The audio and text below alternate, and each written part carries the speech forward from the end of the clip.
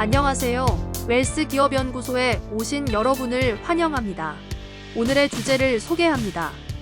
12월 결산 법인은 3월 31일까지 법인세 신고 납부하셔야 합니다. 자세한 내용은 정우일 소장님을 모셔서 알아보도록 하겠습니다. 9988 대한민국 중소기업을 응원합니다. 안녕하세요. 웰스기업연구소 정우일 소장입니다. 자, 이번 주는 제가 도움이 되는 어떤 것들을 준비해볼까 고민하다가 바로 이거밖에 없다라고 해서 준비를 했습니다. 이제 곧 3월이고 이제 법인세를 신고해야 되는 달이지 않습니까? 그래서 우리 법인세를 신고하는 대표님들에게 도움이 될 수 있는 자료들을 준비를 했습니다. 자, 12월 결산법인 같은 경우에는 3월 31일까지 법인세를 신고 납부하셔야 되고요. 네, 성실신고 확인사업자라고 한다면 한 달 뒤인 4월 말까지 납부하시면 됩니다. 근데 4월 말이 하필 공휴일이라 5월 2일까지 납입하시면 신고 납부하셔야 될 것 같네요. 그리고 이 경우에 혜택이 있는 거 아시죠? 납부세액 1,000만 원을 초과하게 되면 2개월 이내 분납이 가능한 거, 중소기업만 적용한 혜택입니다. 근데 이때 납부할 세액이 2,000만 원 이하인 경우에는 1,000만 원을 제한 나머지 금액, 그 다음에 납부세액이 2,000만 원을 초과하는 경우는 50% 이하의 금액이 가능하다라고 보시면 될 것 같아요.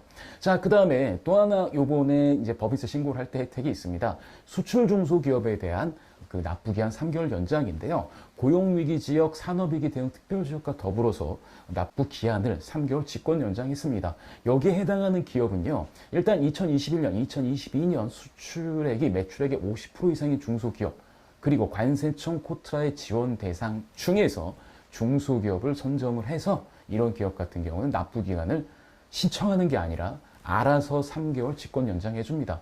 그 다음에 고용위기 지역, 산업위기 대응 특별지역, 뭐 경남 거제, 창원, 진해, 통영, 고성, 그 다음에 울산, 동구, 그 다음에 전남, 목포, 영암, 해남, 그 다음에 전북, 군산 이런 지역 같은 경우는 또 직권 연장되니까 또 이 점도 꼭 체크하셨으면 좋겠습니다. 자, 그 다음에 법인세 신고를 할 때 보면 항상 국세청에서는 안내 자료를 줍니다. 근데 이 안내 자료가 뭐 우리가 신고를 편하게 하거나 뭐 이런 것들도 있겠습니다만 우리 기업의 직전의 히스토리들을 담아주고요. 그 다음에 우리 기업의 히스토리를 통해서 국세청이 생각했을 때 이거 좀 약간 문제가 있어 보인다라는 걸 개별로 어드바이스를 해줍니다. 바로 신고도움 자료를 클릭해서 보시면 되는데 홈택스 들어가셔서 우리 대표님들 이거 꼭 보셨으면 좋겠습니다. 국세청에서 우리 기업이 신고한 내용들 이거를 분석을 해서 어떤 게 좀 위험한지, 그 다음에 어떤 게 국세청에서 좀 주시하고 있는지, 그리고 이런 것들은 하지 말아라 하는 시그널들이 거기 포함이 되어 있거든요. 하다못해 업종별 평균 이익률 같은 경우도 확인하실 수 있으니까 적어도 어느 정도 비용을 넣어야 될지를 좀 아실 수가 있을 거예요. 그러니까 세무대리인은 당연히 이걸 확인하고 신고를 하는데 세무대리인만 보시게 되면은 아무래도 대표님하고 얘기가 잘 안 될 수가 있겠죠. 그래서 대표님이 먼저 보시고 그 다음에 세무대리인하고 이걸 보고 편하게 아니면 뭐 얘기가 더 잘 되실 수 있고, 그리고 적어도 우리 기업에 대해서 국세청이 어떤 시선을 갖고 있는지는 확인해 보셔야 되지 않겠습니까? 그래서 이거는 꼭 제가 열람하시기를 정말 강하게 요청드립니다.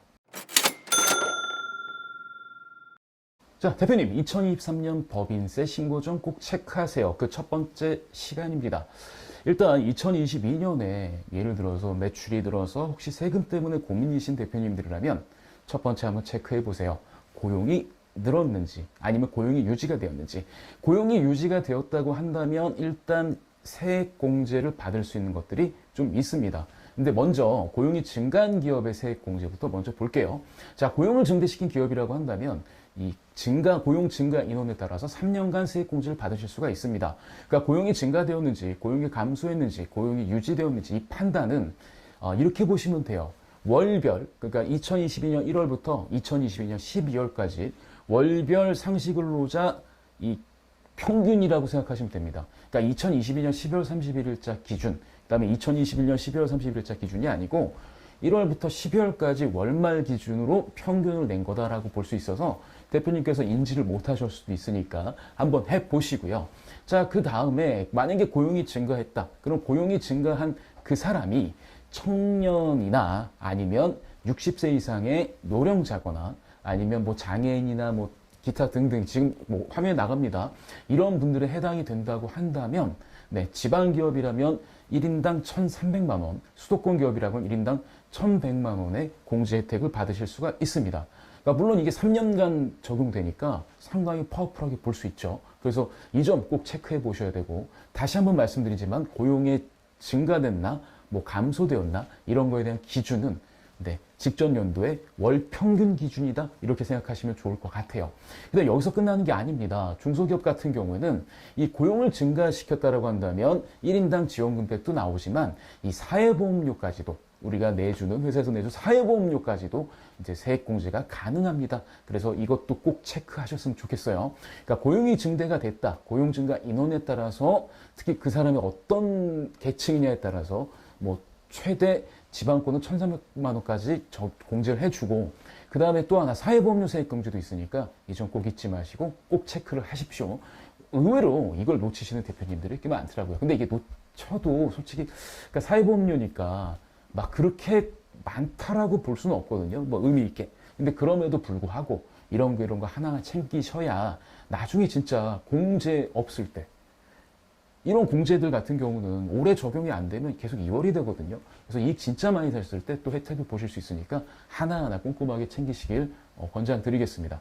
그 다음에 고용이 감소하지 않았다, 그러니까 고용이 유지되었다라고 한다면 근로자의 평균 임금이 증가한 경우에도 역시 증가분에 따라서 세액공제 혜택을 받으실 수 있으니까 이 점도 꼭 체크를 하셨으면 좋겠어요. 그럼 정리하게 되면 일단 고용이 유지가 되었다면 이 고용으로 인한 세액공제를 받을 수 있는 가능성이 있다. 그러면 어떤 가능성이 있느냐? 일단 고용이 증가했다. 그럼 고용 증가했으면 고용 증가 인원에 따른 세액공제. 근데 하필 그 고용이 증가한 그 인원이 특수한 분이라고 한다면 금액을 더 받을 수 있다. 근데 그것뿐만이 아니라 증가한 사람에 따라서 이 사람이 나가는 사회보험료에 대해서도 세액공제를 받을 수 있다. 근데 고용이 증가하지는 않았다. 근데 급여가 올라갔다라고 한다면 그 급여 오른 그 기준에 따라서 그 금액에 따라서 기준점에 따라서 역시 또 세액공제 받을 수 있는 부분이 있다라고 보시면 좋을 것 같습니다. 그래서 오늘은 딱 이 정도 준비했고요. 다음 주에도 역시 절세할 수 있는 방법들에 대해서 제가 안내를 해드리도록 하겠습니다. 좋아요, 구독, 알림은 저희가 컨텐츠를 만드는데 많은 도움이 됩니다.